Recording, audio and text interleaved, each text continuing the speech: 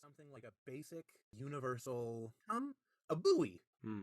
Actually, I kind of like that more than UBI, because UBI reminds me of UTI, and that is not ideal. Yeah, and buoy sounds like something that can float Right, you're above the floating. water. Yeah. How have people not done that? I'm the best at things. There we go. We've solved it, Dave. All it needed was a marketing change-up. You're welcome. No more UBIs. Bring on the buoys. Rhyme or free, it doesn't matter to me. It's my bad poetry. Good day, and welcome to My Bad Poetry, a podcast where we take a deep dive into our poems from youth, yesteryear, or even yesterday. Always asking the question, why in the world did I write this? I'm Aaron. And I'm Dave. And together this week we are looking at the last poem from the third anthology of my high school collection, Analogy of Life. Dave, that sigh of relief is telling me you were ready for this. Relief, but also still a lot of fear just because I have to listen to this stupid poem. Okay, so I've got a poem. Yeah, for you got a Aaron. poem for me. I'm sorry. Okay. You run with it, Dave. Okay. I don't have a title for this. You owe me cake. Actually, I have a title, but I don't want to give it away quite yet. Oh, okay. I'll give it a title at the end. Okay. The code is drawn in an intricate pattern. A dim glow emanates as an eerie lantern. I search and scramble from page to screen, looking through disorganized, ridiculous, obscene. The right folder marked with a confusing name. The app is opened, though there's pain in my brain. I hand the phone back to my loving, kind wife. Alphabetize your apps for my sanity and my life.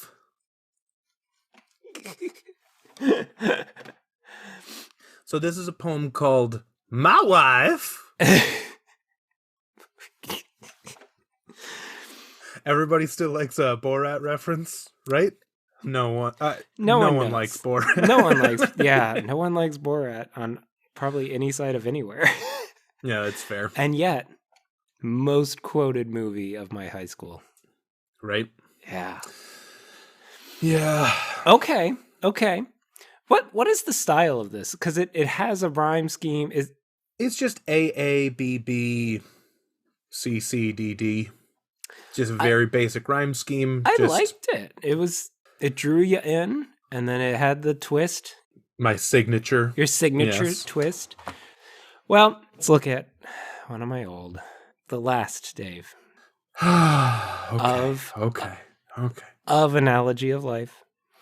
And much like the beginning of Analogy of Life, where we had those opening statements adrift without titles, we closed with a poem that was left titleless, and yet it is the continuation of a struggle, of a saga, of an exploration that is and forever will be silence.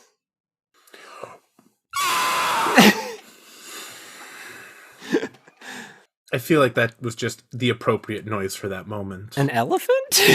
Yeah. I like it. So I was going to go elephant or fart noise. Which one do you want? You know, I think the elephant is a nice shake-up for us. Yeah, I know, right? Here we go. Silence. How I wish to obtain you. As life passes by in sound and fury, you are the calm undertone, always waiting to be unheard. When I find you, I engulf myself in your fullness, but one draft is not enough. Why must you always hide? So aside from you making so much noise during the first half, Dave. You're welcome. What are your first impressions of this? Also, did I spell draft right? I have no clue what that is. One drought. Drought? What is a drought? What? What did I drought? What did I type there? That's not draft. No. Um, that is the British spelling of draft. A cold burst of wind, a swig or a serving of a drink, the act of pulling a heavy load, and the depth of a ship below the surface of the water. For you listeners out there, I spelled it in the poem Draught. Yeah. Do you think that you Googled it and just, like... I almost feel like that had to have been a word correction. Like I wrote it so bad that word was like, were you attempting this?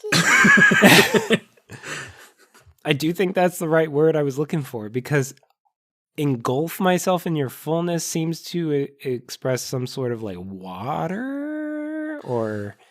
Yeah. Okay, Aaron. Okay. Are you ready for this? I am ready. I don't dislike this. Yeah. There are a lot of things in this that I like. I like the ambiguity of some things, but there are also some kind of the real stretches of metaphor that I like. Okay. Which ones? So like, you are the calm undertone. So silence as a calm undertone. Silence can't be under anything, because silence is the absence of something. But I like the idea of, like, when I turn on my piano at work, I have an old keyboard. Sure. And I turn it on, and I have to turn off DSP. That's like the reverberation, the noise sound that it's trying to pretend like it's in a big cathedral, whatever. And I have to turn that off because I dislike how that works. But it's like using that silence in music to be a part of the music itself. Sure. Like when if a composer were to compose and utilize a rest, the song the song doesn't end, it is the constant of the piece. Exactly. Yeah.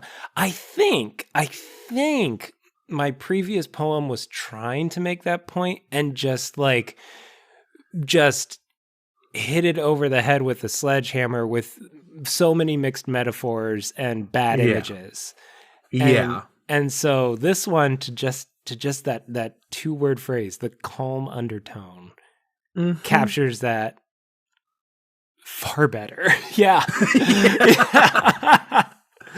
Yeah. Well, but that's what I have been enjoying about learning in poetry. That you can try and express the same thing in so many different ways, and there is no rhyme or reason to why it hits me better than the other way.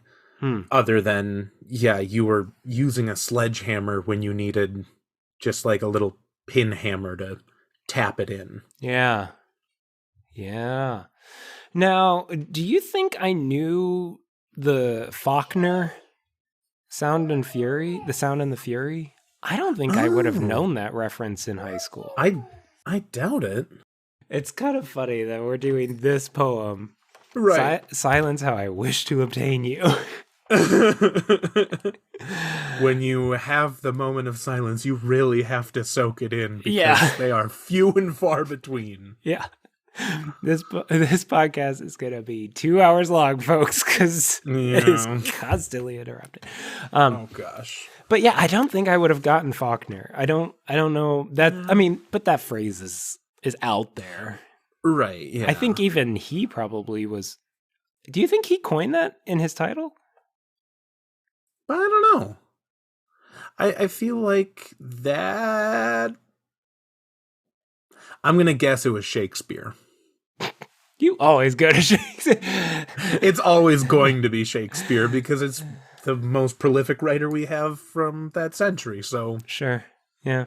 Well, yeah, so if you all know the etymology of sound and fury... or tell us, because we're curious, and I don't think I pulled that from Faulkner. Yeah. I kind of like a little play on words I did here. Could you guess what it is?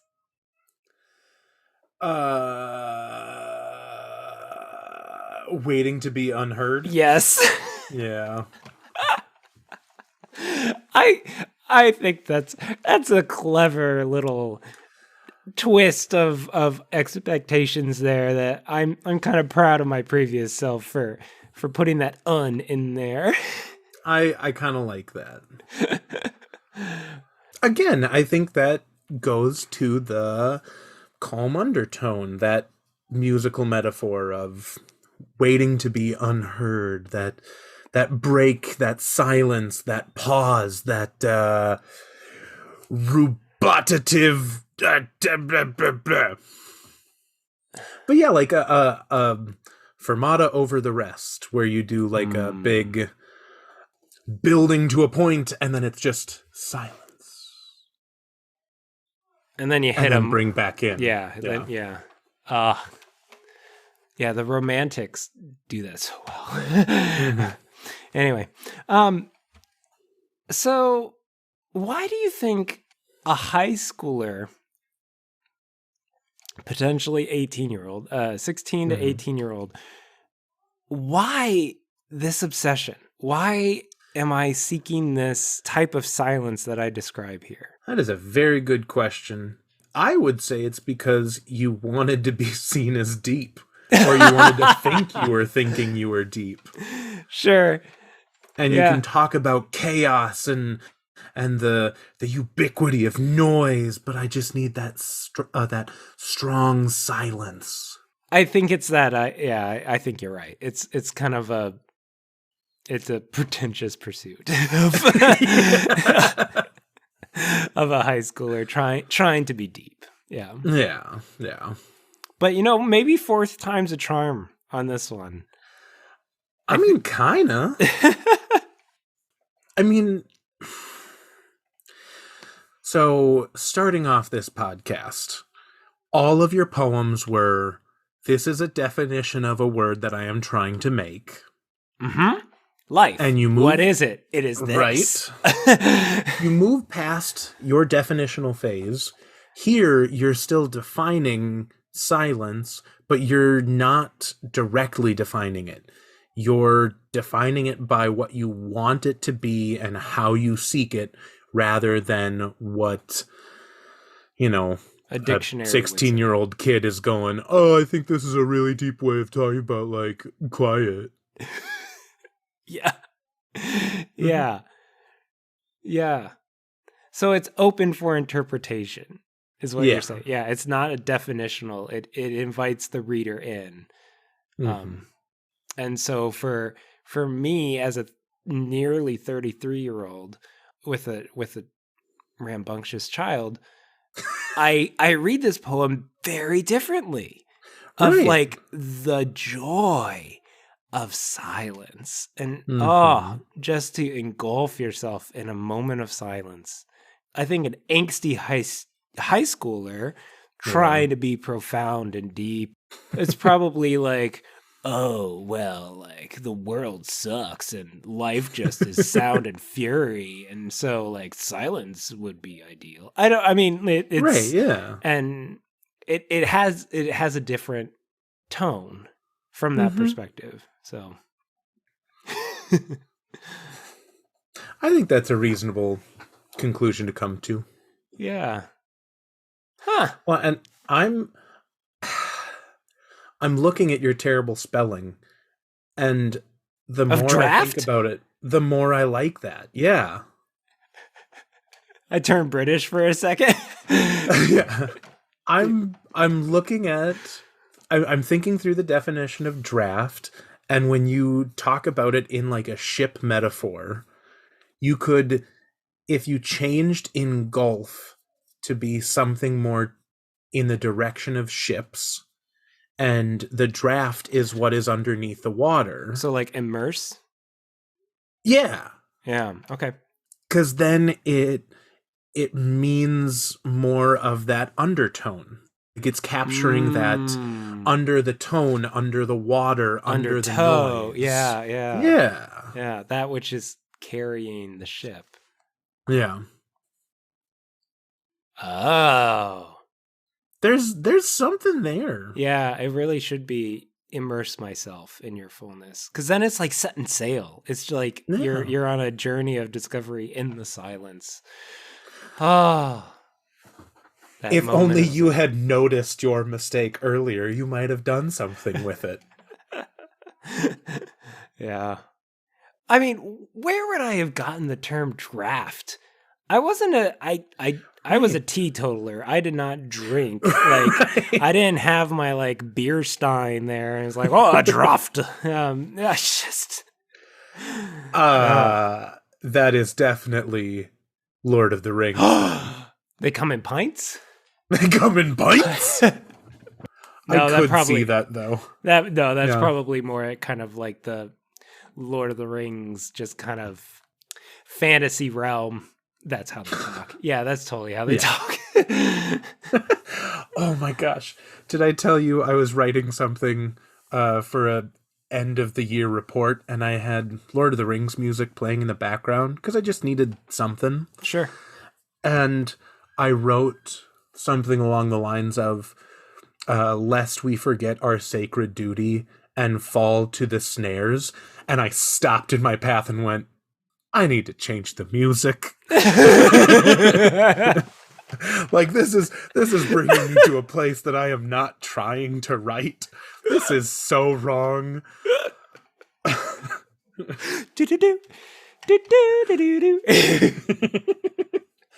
Gandalf. It was bad. It was very bad. I had to rewrite the whole thing because there was so many just like, Dave, you are pretentious. That's hilarious. Well, Dave, between the interruptions and the noisy breaks we've had, I don't know how much time we've spent on this one. 12 seconds. Yeah, probably. I also don't know how many guests we have lined up, but probably have to do like a retrospective on the entire season, like we have. Yeah. And then on all of the anthologies, and then all of English poetry, and then all of world poetry. Yeah, okay. Yeah. We should be good for at least 2 more episodes. So, as we close out Analogy of Life, just considering this poem, good or garbage? Have you ever heard of a scuba anchor? No, I don't think so. So, there's a concept of a scuba anchor. When you're diving, you have weights on that help you stay down, so you're not constantly kicking your feet to stay down in the water. But you don't want to go too deep, especially if you're not a trained diver. So sometimes they will give you a scuba anchor, which is just basically a balloon that has compressed air that you can fill, and you're attached to a rope that holds you so you don't go too deep. Oh. And sometimes people use those as kind of an escape. When you're at the bottom and you need to get up quickly, you're running out of air, you're having some kind of compression issue, you can use that to buoy yourself. So it's not like you're getting out of the water, but you are no longer in the depths of annoyance and danger. I would rate this as a scuba buoy anchor, where it's pretty surface level, but at least you're not dying. I love it. That's pretty good. That's pretty good. We'll add this to the Silence Saga. I put on our website, I put the previous 3 into its own separate category so you can find all 4 of them. Oh, yikes. And then we're going to end this week, as we do with every week, with the words of a true poet. This week coming to us from Babette, Deutsch. And the title... That's okay, girl. How about I just be quiet? How quiet can you be? Okay. We'll experiment with that, bud. You be as quiet as you possibly can, Okay. and we might be able to finish this. I'll climb on the couch. Okay, great. Silence by Babette Deutsch. Silence with you is like the faint, delicious smile of a child asleep, in dreams unguessed. Only the hinted wonder of its dreaming, the soft, slow-breathing miracle of rest. Silence with you is like a kind departure from iron clangor and the engulfing crowd, into a wide and greenly barren meadow, under the bloom of some blue blossom cloud, or like one held upon the sands of evening, when the drawn tide rolls out and the mixed light of the sea and sky enshrouds the far wind-billowed sails that move darkly on the edge of night.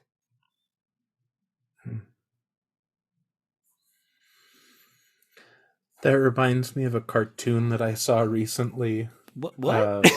Sorry. No. There was a cartoon I saw recently online, and it was two people are walking in the woods, and one of them says, I love coming here to walk and to think in silence. And the other one says, well, then why did you bring me with you?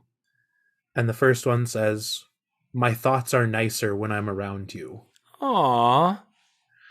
And I love that, because it's the whole experience of presence. Yeah. Being something that is so powerful that you don't need the words, you just need to be with people. Aw. Yeah, no, I see. That is exactly this poem. Yeah. Thanks, Babette Deutsch. Yeah, that's lovely. It was beautiful. Well, Dave, let's give our listeners what they truly long for. Silence. Go write your own bad poetry! No, I didn't say it yet! Oh, sorry, my bad. Okay. This has been My Bad Poetry. Now go write some of your own bad poetry. Beautiful. Should I say that like a normal person? Nah. You screamed Okay, it. You screamed it and you said it. We'll just run both. I was gonna say layer them so it's balanced. Oh, sure. Rhyme or free doesn't matter. It's my bad poetry.